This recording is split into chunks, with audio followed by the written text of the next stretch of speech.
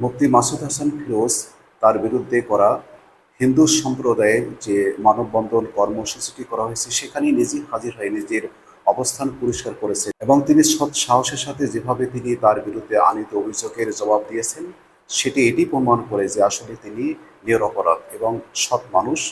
মুফতি মাসুদ হাসানের বিরুদ্ধে অভিযোগ আনা হয়েছে দুটি স্পর্শকাতর বিষয় দিয়ে, যেটি মূলত অতি সাম্প্রতিক সময়ে খুবই স্পর্শকাতর বিষয়। একটি হচ্ছে হিন্দু সম্প্রদায়ের জমি দখল বা হিন্দু নিপীড়ন নির্যাতন, অন্যটি হচ্ছে জঙ্গিবাদ।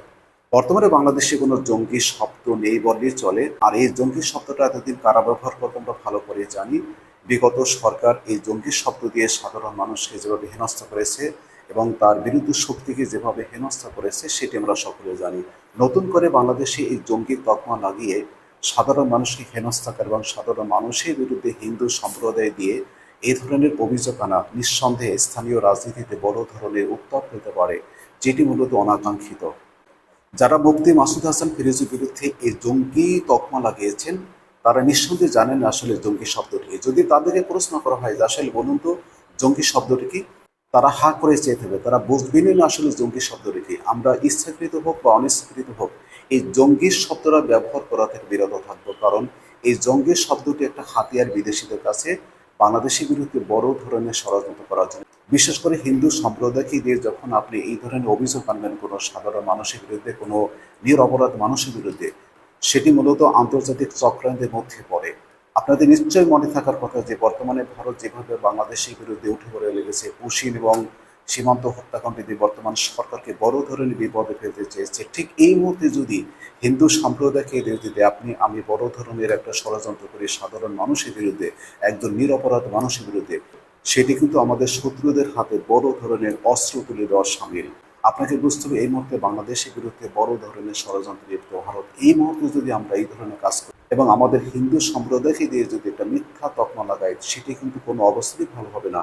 আপনি এবং আমি ভালো করে জানি যে আমাদের কতিপয় হিন্দু সম্প্রদায়ের মানুষ রয়েছেন, অধিকাংশ না আমি বলবো গুটি কয়েক হিন্দু সম্প্রদায়ের মানুষ রয়েছেন যারা বাংলাদেশ বিরোধী বড় ধরনের ষড়যন্ত্রে লিপ্ত। তারা ভারতের এবং ভারতের কুপরামর্শে বাংলাদেশ বিরোধী বড় ধরনের চক্রান্তে লিপ্ত। আপনি দেখুন, ভালো করে দেখুন যে এই ধরনের হিন্দু সম্প্রদায়ের মানুষদের কিছু কিছু রয়েছে যারা এই ধরনের তকমা যদি পায় এবং এই ধরনের জঙ্গি শব্দ যদি তারা ব্যবহার করার সুযোগ পায় এবং তাদেরকে আপনি যদি এই ধরনের জঙ্গি শব্দ ব্যবহার করার প্রক্রিয়া বলে দিই এবং যদি একটা সুযোগ তৈরি করে দিই, সেটি বাংলাদেশ বিরোধী বড় ধরনের চক্রান্ত হবে।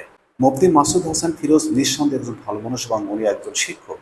ওনার বিরুদ্ধে আনিত অভিযোগের জবাব তিনি নিজে দাঁড়িয়ে যেভাবে দিয়েছেন এবং তার পক্ষে যেভাবে মানববন্ধন করা হয়েছে সেটি নিঃসন্দেহে এটি প্রমাণ করে যে তিনি নিরপরাধ।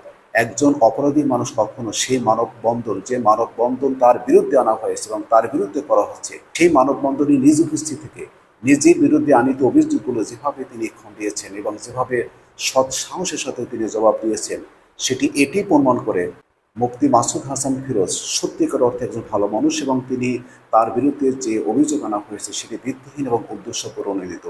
যারা এই ধরনের কাজ করেছেন তারা মূলত এলাকা ভিত্তিক রাজনীতিতে উত্তাপ ছড়াচ্ছেন এবং এইগুলো করা থেকে তাদের অবশ্যই বিরত থাকতে হবে, কারণ আমাদের বুঝতে হবে যে কোন অবস্থাতে জঙ্গি শব্দটা যেন আমাদের মুখে না আসে, কারণ আমাদের বাংলাদেশের জঙ্গি বলতে কোনো কিছু নেই। আমাদের ধর্মপ্রাণ মুসলিমরা সবাই ভালো মানুষ, হিন্দু সম্প্রদায়ের মানুষ সবাই ভালো মানুষ। এখানে কোনো হিন্দু জঙ্গিও নেই, মুসলিম জঙ্গিও নেই। কোনো ধরনের জঙ্গির অস্তিত্ব বাংলাদেশে খুঁজে পাওয়া যাবে না। সেক্ষেত্রে আপনাদের মনে রাখতে হবে কোনো সম্প্রদায়ের মানুষ যদি হন বা মুসলিম সম্প্রদায়ের মানুষ হন বা হিন্দু সম্প্রদায়ের মানুষ হন, কোনো অবস্থাতেই আপনারা জঙ্গি শব্দটি ব্যবহার করবেন না, কারণ এটি আন্তর্জাতিক চক্রান্ত এবং এই জঙ্গি শব্দটি মূলত আন্তর্জাতিকভাবে ব্যবহার করা হয় বাংলাদেশের বিরুদ্ধে। এতদিন আমরা বিগত সরকারের ক্ষেত্রে আমরা তাই দেখেছি, বিগত সরকার বাংলাদেশকে সাধারণ মানুষকে হেনস্থা করার জন্য, বিএনপি জামাতকে হেনস্থা করার জন্য, অন্যান্য রাজনৈতিক দলকে হেনস্থা করার জন্য এই ধরনের জঙ্গি তকমা লাগিয়ে তারপরে এদেরকে বড় ধরনের বিপদে ফেলেছে। সেই কাজ যেন আমরা নতুনভাবে শুরু না করি। প্রিয় দর্শক, আজকের এই পর্যন্ত। আল্লাহ হাফেজ।